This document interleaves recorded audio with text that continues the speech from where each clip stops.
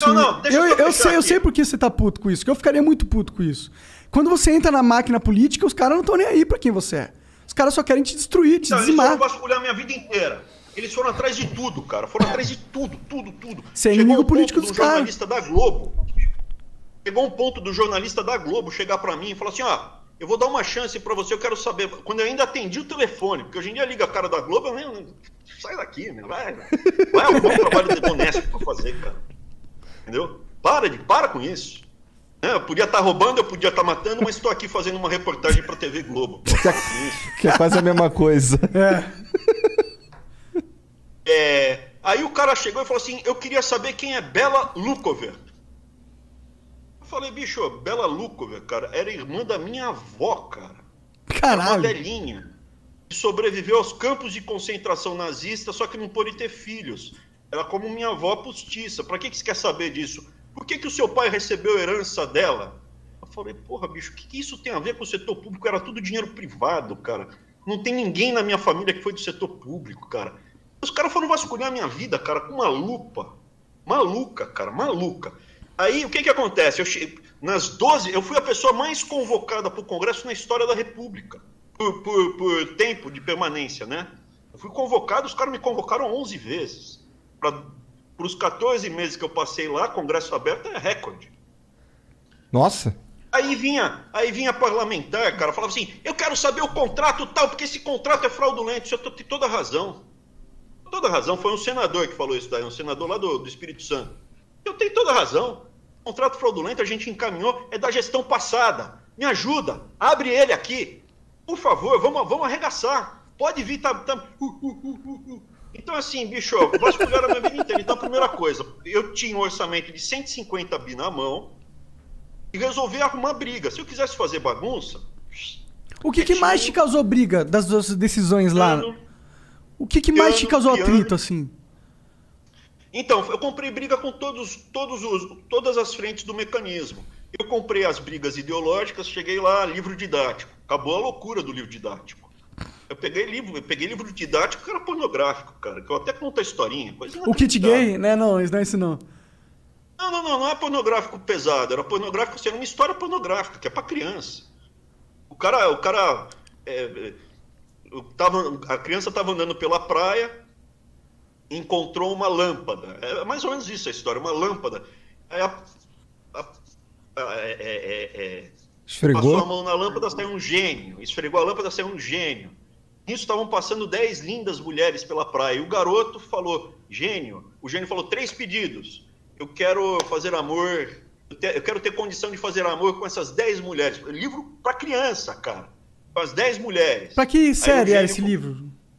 Hã? Tinha série? Eu acho que era pra criança de 12 anos, 13 anos, coisa assim, cara. Eu já batia bastante punheta com 13 anos, mano. Já via muita pornografia com 13 anos. Várias piroconas entrando, saindo. Mas não vinha. Mas não na escola, né? Não na escola, era no meu PC. Escola não feita com dinheiro público, cara. Aí o cara esfrega a lâmpada, aí o cara fala, eu quero fazer amor com essas... ter condição de fazer amor com essas 10 mulheres. Aí o gênio coloca 10 pênis a mais no corpo dele. Caralho! Embaixo do sovaco. Caralho mesmo, muito caralho. Aí a criança entra em desespero e fala, gênio, por favor, meu segundo pedido, tire os pênis de mim. Tirou 11 pênis dele. Aí o menino fica apavorado e fala, gênio, me devolva o meu pênis original. E aí o garoto segue resignado pela praia, sem fazer amor com as mulheres, tendo gasto os 3 pedidos. Era isso, cara. Ah, mas não é tão então assim, né? Parece uma piada. Eu tô contando a parte engraçada, cara. Então, a piada com o seu dinheiro, Monark. Você paga imposto. Sim, eu sinceramente eu quero que as crianças aprendam sobre como fazer o imposto. Bacana, não tava?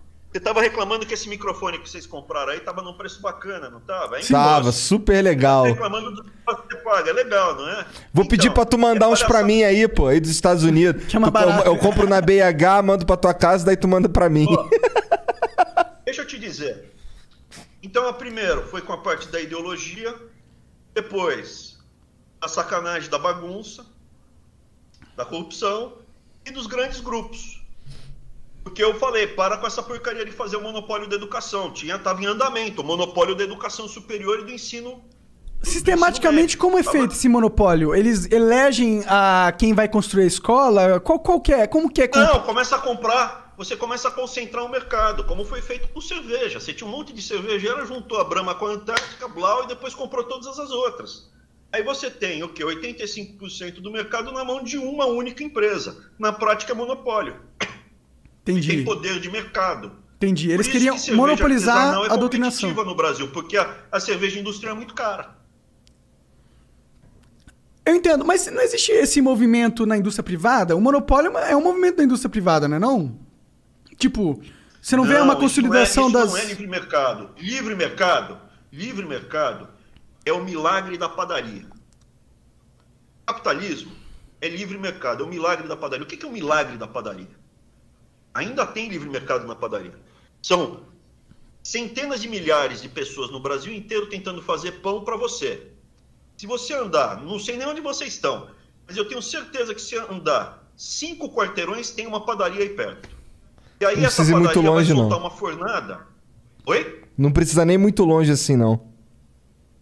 Então, no Brasil todo você tem o milagre da padaria. O que é o milagre da padaria? De 15 em 15 minutos sai um pão crocante, quentinho, você molha, é gostoso, e um pãozinho francês é muito barato. É um milagre. E por que o padeiro faz isso? Porque ele gosta de você para gerar empregos, porque ele vê a responsabilidade social, porque ele está preocupado com a quantidade de mulheres que trabalham na padaria dele. Ele faz isso para ganhar dinheiro.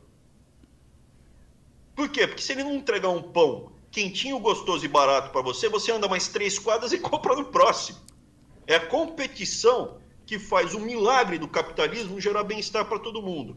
Só que quando você permite a concentração de mercado, isso acaba. Então você consegue, por exemplo, na microeconomia, eu consigo calcular o quanto o monopolista arranca de você, que chama markup, que é a diferença entre o custo marginal do preço praticado. O monopolista, basicamente, o que ele vai fazer? Ele vai reduzir a quantidade ofertada e vai aumentar o preço. E você vai ter que pagar porque você quer comer pão. Só que o dia que a gente tiver o campeão nacional do pão no Brasil, o Pão Brás, vai ser um pão mofado, frio, caro e ruim. Não, eu concordo pra caralho com tudo que você tá falando aí. Theodore Roosevelt. Assina embaixo. Theodore Roosevelt. Tem um presidente chamado Theodore Roosevelt. No começo do século XX, ele salvou os Estados Unidos quando ele quebrou os barões ladrões. O que são os barões ladrões? Nesse jogo, em determinado momento, você consegue alguma vantagem e começa a concentrar mercado. E aí você tem um monopólio.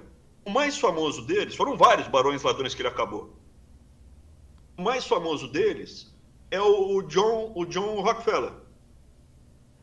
Ele fez o que? A Standard Oil. Ele tinha um monopólio do querosene nos Estados Unidos. O Theodore Roosevelt chegou e falou, acabou, meu. Você vai ter 5 empresas e controle acionário apenas sobre uma. As outras 4 vão competir. Você escolhe, as outras 4 vão competir com você. Não tem que ter monopólio. Você cria agências antitrust. Você cria agências no país para evitar que isso aconteça. Então, assim, eu já fui fascinado pelo Estado mínimo. Lá atrás. Não é mais? Não, porque, por exemplo, eu achava o Milton Friedman brilhante, mas o Milton Friedman, por exemplo, ele fala, não tem que ter farol de trânsito. Mas como vai funcionar? As pessoas que se resolvam. Pô, bom, já tem umas experiências da China, na Índia. Tá vendo? Já viu na Índia? Tem umas cidades gigantescas que não tem farol e os carros vão passando. Então, deve ter muitos acidentes também. Então, eu acho que você precisa ter um estado pequeno, o mínimo possível. Por quê? Não por causa da eficiência. Eu acreditava há 3 anos atrás porque gera ineficiência. 3 anos? Então é recente isso. Muito pequeno por causa da corrupção. Sim. E o problema da corrupção é o seguinte, o corrupto fica mais forte quando ele rouba. E o corrupto é teu inimigo, porque ele quer que você seja escravo. Mas eu acho que esse é o grande problema do nosso sistema. Eu acho que é o lance do... O corrupto, ele é meio que... Bom, já que a gente tá falando claramente, pra mim o corrupto é mais a regra do que a exceção. Pelo menos é o jeito que eu vejo. E aí, todo esse sistema que é criado para que o Brasil funcione, não funciona porque é uma máquina tão gigantesca que é fácil de se esconder e se corromper. É pelo menos assim que eu enxergo, mas eu não sou ex-ministro. Igor, Quem disse que o Brasil não funciona? Cara, não é questão... Funciona bem pra cacete. Será? O Estado, não. O Brasil funciona muito bem para essas famílias que estão controlando o mecanismo. Ah. A gente, o que é? A gente é frango na granja deles. Sim, eu me sinto isso. Eu sempre me senti um escravo do sistema. Desde quando eu nasci, assim, eu lembro que eu era muito pequeno, eu pensava nisso. Pra eles, a cabeça dos caras, eles não têm... Veja, a gente tá batendo um papo aqui. Então, uma das coisas, logo no começo da conversa, o que foi que eu tentei fazer? Gerar empatia. Tentar fazer com que vocês me enxergassem como um semelhante. Olha, a gente sempre Por que eu tentei enxergou. fazer isso? Porque eu já tinha... Oi? A gente sempre enxergou você como semelhante. A gente não compra Então, essa parada de que as pessoas são monstros, sabe? Então, mas logo no começo eu tentei mostrar empatia.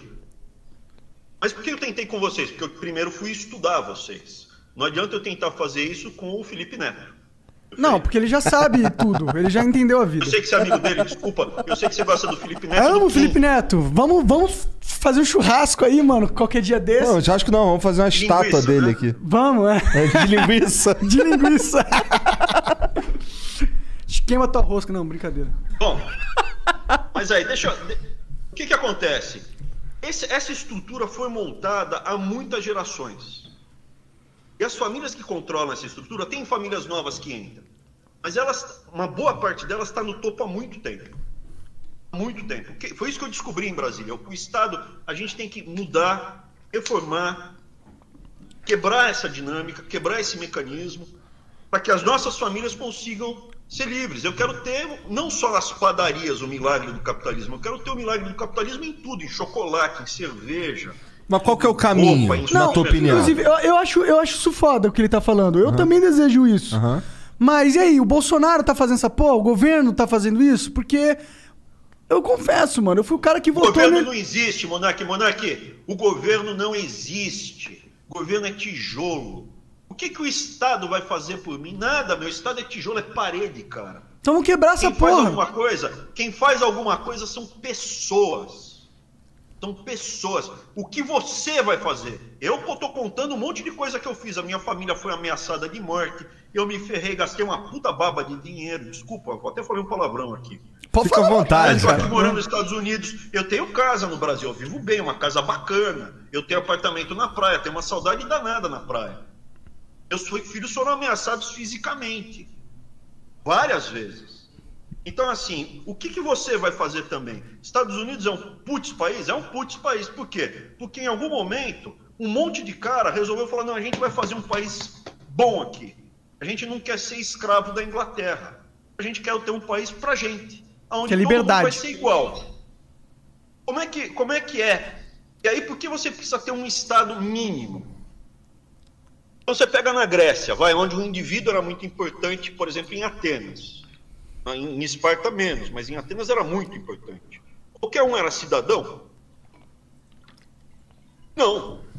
Você só podia dar pitaco, falar, se você tivesse dinheiro para comprar um escudo, comprar uma lança, comprar o capacete, o peitoral e defender a cidade junto com os outros cidadãos na falange. Você consegue ir lá. Quando vier o inimigo tentar escravizar todo mundo, a gente se junta e você vai defender junto, vou. Então, depois a gente, inclusive o general era eleito. Quem vai comandar a gente vai obedecer? Os soldados elegiam, votavam. O princípio básico é esse, eu sozinho, eu vou ser escravizado. A minha família, os meus filhos, se a gente não se mobilizar, a próxima geração vai estar pior do que era para mim, que era pior que a anterior. Porque volta e meia tem movimentos totalitários. No meio do século XX, a gente conseguiu se livrar só do nazismo, que é um movimento totalitário. O indivíduo não vale nada, você tem que ser mais um na linha de montagem, mais um robô para obedecer. A gente tem que terminar de se livrar desse comunismo repaginado. Ele foi repaginado, ele foi reinventado. Onde você tem a aliança desses grandes monopolistas com toda essa linguagem politicamente correta que é esquerdófila, que é marxista, que é da escola de Frankfurt. E sabe qual é o pior? Quem vende isso para você é simpático. Chega com um sorriso. O malandro geralmente é simpático.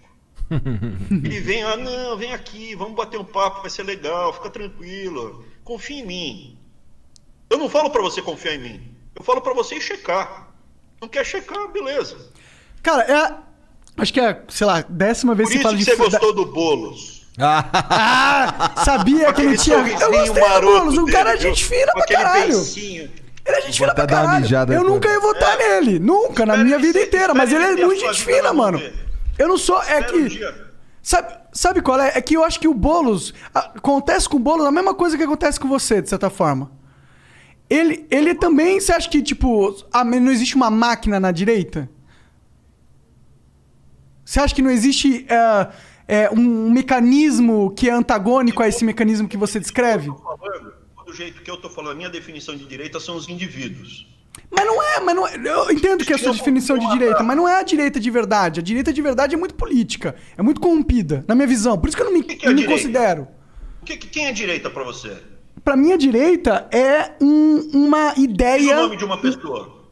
Não, pessoas. Tá, Bolsonaro. Eu vejo direita hoje em dia.